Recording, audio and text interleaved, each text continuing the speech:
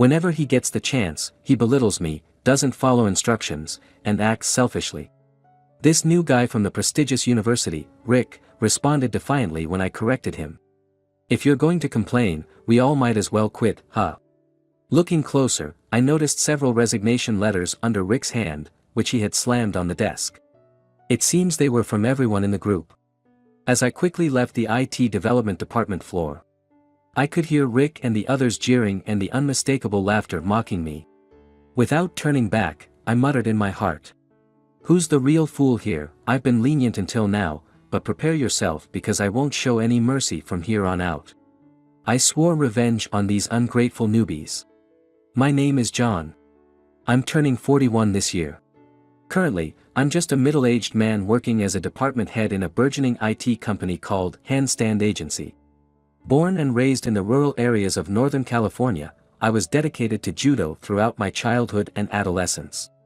In high school, I even competed at the national level and did quite well. However, realistically assessing that I couldn't make a living as a judo enthusiast, I decided to quit after high school. After retiring from the club in my senior year, I studied furiously, but unfortunately, my previous lack of academic effort caught up with me, and I didn't get into my first-choice university. Ultimately, I ended up at a third-tier private college in a city. During my college years, I made up for my previous lack of study by diving deeply not only into my major, but also into a variety of other subjects and issues. For me, this period in college was quite life-changing, encompassing not just academics but also significant encounters with people. This would set the course for my life up to the present, but that's a story for another time. After graduating, I hopped between several companies before starting to work at Handstand Agency, where I now serve as the head of the system development department. That was 8 years ago. Since then, I've been grappling with numerous challenges in this company, working tirelessly to get to this point.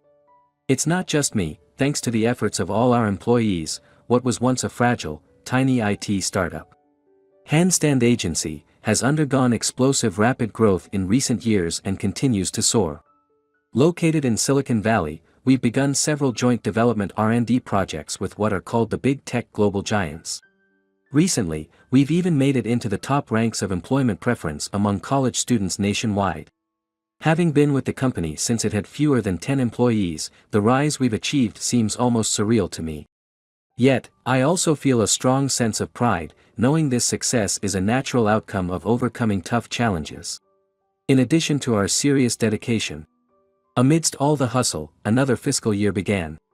In the first 2 to 3 years after I started working at Handstand Agency, fresh college grads would scoff at our tiny enterprise and wouldn't even give us a second look. However, once we started getting recognized in America, things completely changed. There was a blatant change in attitude, and every year, hordes of college students began flocking to our corporate presentations and internships. With such rapid growth, akin to a big bang in terms of business size, sectors, and branches, the educational background of our recent hires has transformed dramatically. Now we predominantly feature graduates from top-tier and prestigious universities. This year, for the first time, we even hired a new employee from Harvard. Additionally, many of this year's newcomers, though from more regional areas, come from national universities. While that in itself is great, the problem is the substance. One of the new Harvard graduates who joined this year was named Rick. Rick came from an elite background, attending a well-known private school in New York City before moving on to Harvard. His parents are wealthy, major property owners. He was born and raised in what you might call a celebrity environment due to his affluent background. While that fact isn't a problem in itself, Rick's arrogant and disrespectful nature, cultivated in such a privileged environment, was a significant issue. Moreover, having Rick and his cohort assigned to the system development department turned into a real headache for me.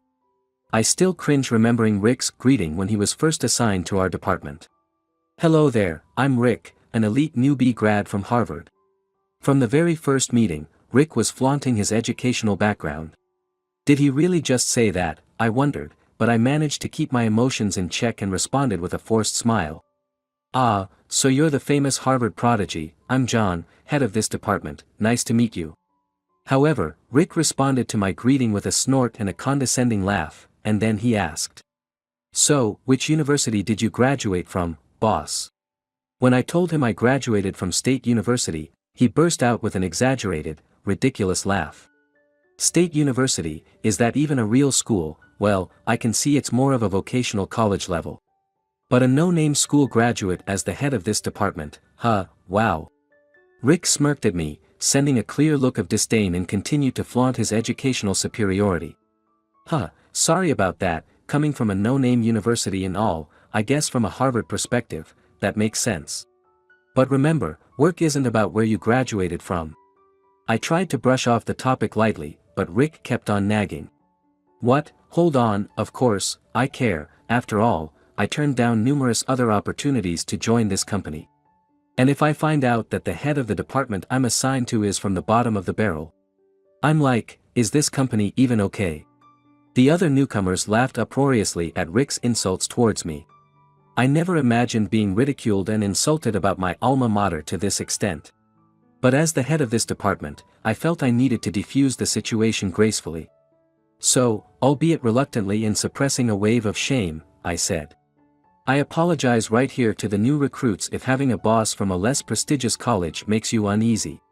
Sorry about that, coming from a third-tier private university, but rest assured, I'll guide you responsibly in your work, so let's cut me some slack for today." After I humbly lowered my head, Rick and his group finally stopped their superiority contest. But I can't forget the sheer contempt in the faces of the new hires at that moment. From that day, the atmosphere in my office became extremely unpleasant. Rick alone was quite the unpleasant character, worsening the office atmosphere. Coming from an upper-class family in prestigious Harvard, he had a group of sycophants gathering around him. Among them, Brown, who always clung to Rick like a remora, was a particularly vile and despicable person. Brown, also a new hire in my department, didn't come from Harvard, but from a lesser-known state university in Kentucky. Often dismissively called a local college where admission standards and competition aren't as fierce as in more renowned universities. Yet, because it's a national university, Brown had an abnormal amount of pride, often looking down on colleagues and superiors who graduated from private colleges. His sarcasm towards me, his boss, was biting, making each conversation a source of discomfort. "Boss, you came from a trashy private college, huh? Couldn't get into a national university because of poor brains, right? Having a private college grad as a boss is just embarrassing." Brown constantly harped on the fact that he graduated from a national university, looking down on those from private liberal arts colleges, which he derogatively referred to as privilebs. Although it was ridiculous for someone from an unknown local college in Kentucky to pull rank, I never took it to heart and would let his comments go in one ear and out the other. Meanwhile, Brown, while also a newcomer, played the sycophant to Rick, acting as an obnoxious yes-man. "Typical Harvard, anything you handle is top-notch, Rick, feels like you're the king of U.S. National University grads. The sales team seniors even say you're bound to be the company president soon, I'll follow you for life." Such pathetic bootlicking went on all day, and every time I saw it, I felt an overwhelming urge to spit in disgust. With his delusions further inflated by Rick backing him, Brown started dominating the other newcomers, trying to bring them into his faction. He was truly a fox borrowing the tiger's might. Since these newcomers joined, the once friendly and warm office atmosphere had turned tense and edgy. Still, it would have been somewhat redeemable if they were competent at their jobs. But they were absolutely hopeless at work, and slow to learn. No, from the start, the new hires lacked the humility and sincerity typically seen in someone serious about learning their job. Instead, despite being new, they were fully adept at creating factions and forming cliques. Like some mock political maneuvering in the office, making them particularly troublesome. On top of that, while neglecting the basic job skills they were supposed to be learning, they were excessively curious about the major projects and new systems or apps being developed by me and other employees. Sometimes they even peeked into matters that didn't concern them. At first, when they had just finished their training and were newly assigned, I was lenient, attributing their behavior to their lingering student mentality. But even after 6 months, the behavior and work attitude of Rick and Brown hadn't improved at all. As the department head responsible for training and supervision in the system development department, I couldn't just overlook this situation. Therefore, I frequently had to admonish and advise them, whether it was Rick, a Harvard grad, or anyone else. However, Rick and Brown seemed to view my guidance and corrections as nothing more than annoying, unwelcome lectures. Each time I offered guidance, Rick, along with the other self-proclaimed elite newcomers, blatantly resisted and reacted defiantly. It appeared that Rick and Brown's clique was growing, expanding not just in the system development department but also into sales and administration. Using their unsavory network, it seems they were spreading nonsense about me being an outdated, nagging boss throughout other departments. A close colleague from the sales department came to me worriedly saying, "Hey, John, are you okay? Among our younger employees, your reputation seems to be particularly bad. What exactly did you do?" The John the First no shouldn't be this unpopular, so I'm shocked by the recent bad press. I started hearing similar warnings from people in HR and accounting, making me realize that Rick and Brown were intentionally spreading slander about me throughout the company. It was completely contrary to the truth, and frankly, their methods were petty and weak. Though I was boiling inside, my days were too packed with work to bother with such trivialities, so I reluctantly had to let it slide. Then one day, after spending all day at client meetings for a major project, utterly exhausted, I returned to the office only to be confronted by Rick and his group. They surrounded my desk and said in a threatening tone, "John, you've been particularly annoying lately with all your preaching, haven't you? Just because you don't like what we capable, young professionals do." It seemed they came to complain. As I stood there saying nothing, and overwhelmed, Rick's constant follower Brown started piling on with a tone that clearly looked down on me. "Jealous of us, aren't you, us National University elites, including Harvard graduate Rick here? That's why you keep preaching and nitpicking, isn't it? It's quite pathetic, old man. Boss, right here and now, promise us you won't lecture or warn us anymore." Stunned by their audacity, I held back my rising anger and retorted, "I won't make such a promise. I give you these warnings because there are reasons for them. And as the supervisor of this department, I must speak up."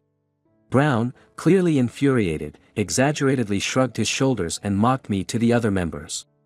I continued undeterred. "That just shows how much you newcomers, despite being new, are not fulfilling your duties here and are straying far off the path. That's why, as your trainer, I will continue to speak up." Then, Rick slammed my desk and declared, "If you keep complaining, we'll all quit, okay?" Looking down, I noticed several resignation letters under his hand. Probably from the entire group. At that moment, I realized with a sense of despair that it was futile to engage with these corrupt individuals anymore.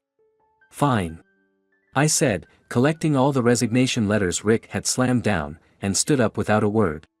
Glancing at Rick and Brown, who were smirking at me, I announced, "I'll be delivering these resignation letters to the president's office now." As I quickly left the floor of the system development department, I could hear Rick and his groups jeering and the blatant mocking laughter behind me. Without looking back, I muttered in my heart, "Who are the real fools here? I've been lenient until now, but prepare yourselves because I won't show any mercy from here on out." I had sworn revenge on these thankless newcomers. As I knocked lightly on the door and entered the president's office, Williams, the president of the company, looked at me intently and asked, "Hey, John, what's up?" After closing the door, I relaxed my solemn expression, grinned, and said, "They've finally shown their true colors." I laid out the resignation letters I had just collected from Rick and his group on President Williams's desk. "So, what will you do, President Williams?" As I asked him teasingly, Williams replied with a rebuke. "That's for you to decide. What are you planning to do with those spies?" Let me give a little backstory here. Williams and I have been best friends since college, where we both studied intensively, covering everything from programming to business management, motivated by our regrets of not studying enough until high school. After graduation, we vowed to start our own company once we were prepared with enough real-world experience. After about 10 years working in various fields, we founded Handstand Agency 8 years ago. At that time, we also recruited a few other founding members to launch the company, based on a business operating system I had developed previously. This system, although built to sell to businesses, boasts revolutionary production and inventory management capabilities. I developed it and secured the patent. This feature has proven to be a game changer in certain industries, particularly medium-sized manufacturing, leading to a flood of contract requests. With this as both a gift and a catalyst, we launched Handstand Agency, allowing us to rocket off to a great start. Since then, the company has been rapidly expanding in size and sales in a doubling game. Given this background, I am essentially the top executive of this company. Although the majority of the company's shares are registered under the corporate name, I am the actual owner. Additionally, I hold the patents for most of the technologies developed by Handstand Agency, which has also licensed them to major tech companies. However, due to my personality and my preference not to be at the forefront, coupled with the fact that my leadership and capacity to unify the organization are not as strong as those of my best friend Williams, he was deemed more suitable for the top role. Moreover, as the lead developer, I need to be hands-on in the field. Thus, at my suggestion, since the inception of the company, Williams has served as our CEO.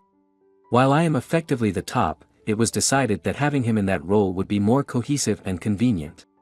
Externally, I appear as the perennial department head of system development, which has allowed me to continue working vigorously at the forefront of the field. We've managed well so far, but as I briefly explained earlier, recently, due to our partnerships with America's big tech and involvement in huge projects, the company has been skyrocketing. Accordingly, a crowd that wouldn't have come near us before is now flocking to us. This includes mid-career hires and, lately, increasingly dubious and unidentified talent showing up for our new graduate recruitment exams. The prime examples this year are recruits like Rick and Brown. As I've explained repeatedly, Rick is a Harvard grad. A few years ago, not to mention Harvard grads, students from renowned universities wouldn't have even attended our recruitment interviews. However, as a rapidly growing top-tier and promising venture, the company has become a hotspot among students in recent years. Thus, for the past 2 or 3 years, students from well-known universities have been attending our new graduate presentations. And recent hiring has included graduates from decent universities. But a company like ours is still not the first choice for Harvard students. It wouldn't be surprising if there were some oddballs who genuinely fell in love with our performance and products and wanted to join us despite graduating from Harvard, regardless of social status. We would welcome them with open arms if that were the case. However, Rick was definitely not one of those types. Cunning, calculating, and exceptionally prideful. Why would such a man choose to join our company, which offers no prestige or vanity fulfillment? From the moment of the job interviews, I had a suspicion, so I instructed the HR team and Williams to offer jobs to Rick and other suspicious students from state universities. I had already considered Rick and his peers as potential industrial spies. As our company rapidly grew and became recognized as an emerging venture from the US, we attracted individuals trying to steal our unique technologies and ideas. Initially, they approached us through clients with dubious joint projects, attempting to infiltrate our ranks. I detected these suspicious movements early on and had been dodging all too good to be true offers. Then, they changed tactics, attempting to enter through our constant need for more manpower during rapid expansion. Among the applicants for our regular mid-career technical recruitments, clear industrial spy candidates began to appear. Individuals with significant careers and high-level skills who inexplicably wanted to work in our basic processes. If they were truly unique, pure engineers, I would have gladly hired them. Unfortunately, all of them got caught in my spy filter. In these waters, I have been constantly engaged in a discreet battle over the past 2 to 3 years, trying to prevent industrial spy candidates from infiltrating our ranks. However, their numbers have only been increasing. Realizing this was endless, I decided to take drastic measures. The wave of industrial spy applications had finally spread to even our new graduate recruits. Unlike engineers already skilled, I judged that with new graduates, we could allow them in and monitor them with minimal risk of damage. Based on this, I decided to hire students who seemed very close to being industrial spies while playing dumb. My judgment was correct. Rick was definitely an industrial spy tied to some corporation. If he had been more cunning, more straightforward, and acted more humbly, he might have even fooled me. However, his pride and need for self-approval were too high to hide his true rotten nature. it was a hopeless case. Pretending to be a mediocre middle manager has greatly helped me in keeping the spy afloat.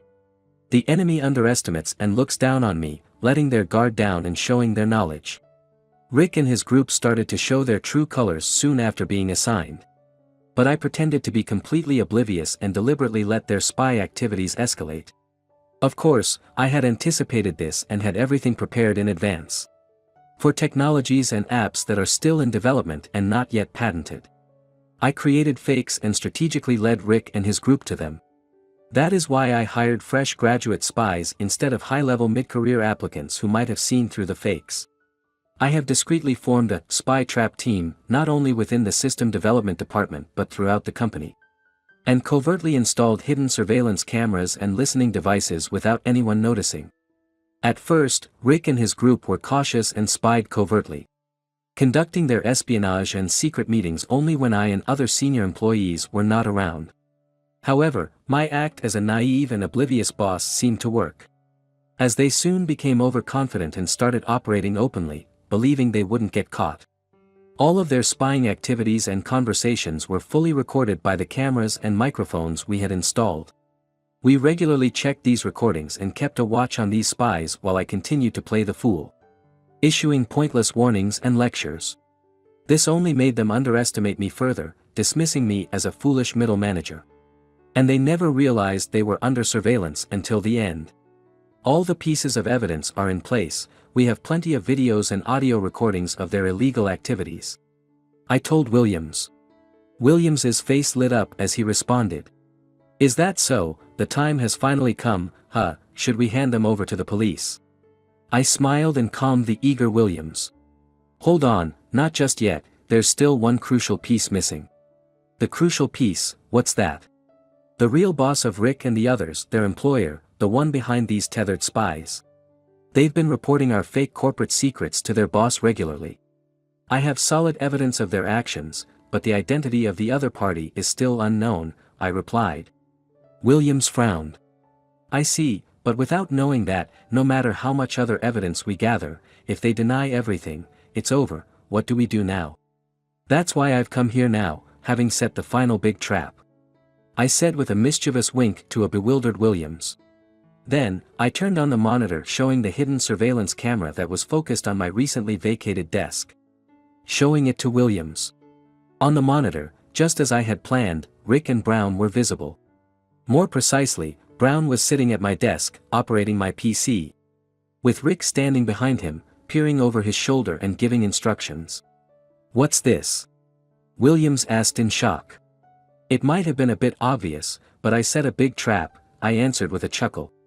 When I left my seat, I left my PC on the development page of the point compatibility system. We are co-developing with a major American tech company. With my serial number still entered, sure enough, these piranhas bit right into it. From the surveillance monitor, the abnormal excitement of Brown, his eyes gleaming as he frantically operated the PC, and Rick, equally bloodshot-eyed peering intently, was palpable. While watching the monitor, I explained to Williams that the development page they were accessing was a well-made fake, created by our covert staff. Additionally, I had set up a mechanism that allows the specifications data to be transferred externally seamlessly.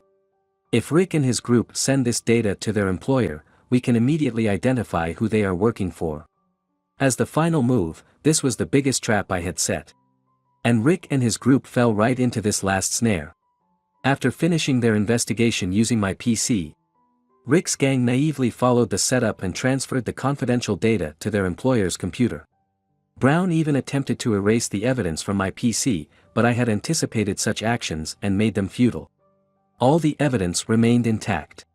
Williams and I were shocked to discover the identity of Rick's employer, but we quickly came to understand it. And then, the following week, Williams and I were in the large conference room of Handstand Agency.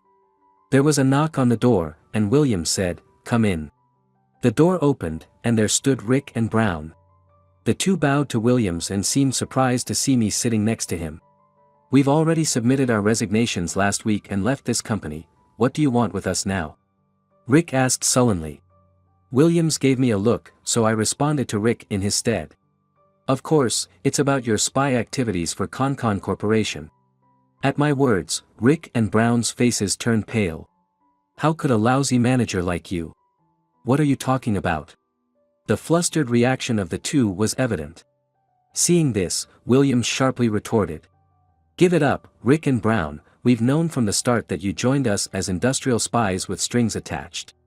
There's decisive evidence, so playing dumb won't work. Then, pathetically, Brown snapped back. What would you know, President, decisive evidence, there's no such thing, don't bluff. Brown seemed to have misplaced confidence due to his last sneaky attempt to erase evidence from my PC. Ahahaha, are you talking about that evil PC evidence tampering, truly evil, just like everything about you? That's why you can commit such embarrassing acts as industrial spying. Keep quiet if you're just going to listen and get carried away, you incompetent low-educated scoundrel. As Rick hysterically snapped at me, Williams sharply countered. John is incompetent, there's no one more capable than him, he's the actual executive of this company. You guys have been spied on and manipulated from the start by him, it's time you realized that. Then, Williams showed them the decisive evidence, hidden video recordings and wiretapped audio. Furthermore, he presented irrefutable proof that they had transferred data from my PC to a major IT company in China, Concon Corporation. Rick and Brown's faces turned from pale to a deathly ashen, their eyes hollow and trembling with fear. There was no childish excuse left for them. You rotten scoundrels, your future holds nothing but ruin, first comes the trial, be prepared. I declared sternly, delivering the ultimatum. Rick and Brown's mouths quivered. They looked up to the heavens, then collapsed to the floor from their knees. Following this, Handstand Agency, led by me and Williams, filed charges against Rick, Brown, and their gang for violations of the Unfair Competition Prevention Act concerning corporate espionage. After several trials, both Rick and Brown were convicted and arrested. Unfortunately, the giant Chinese IT corporation, Concon Corporation, which had originally employed them as industrial spies and promised them substantial rewards and a lucrative salary upon return, denied all involvement until the end. They claimed Rick had falsely used their name, and even countersued him. The extent of the political or corporate pressure that protected this Chinese corporation remains unclear, but in the end, they were deemed unrelated and escaped any legal consequences. It was a classic case of cutting off the tail to save the lizard. They ended up paying for all the crimes themselves, likely losing out on the large rewards they were supposed to receive for their espionage. Now, they are in prison, living days of regret. 3 years have passed since these unpleasant events. Handstand Agency, of which I am the real owner, has since made significant strides and is now a global corporation, with branches in 3 major cities in America, as well as in Europe and Asia.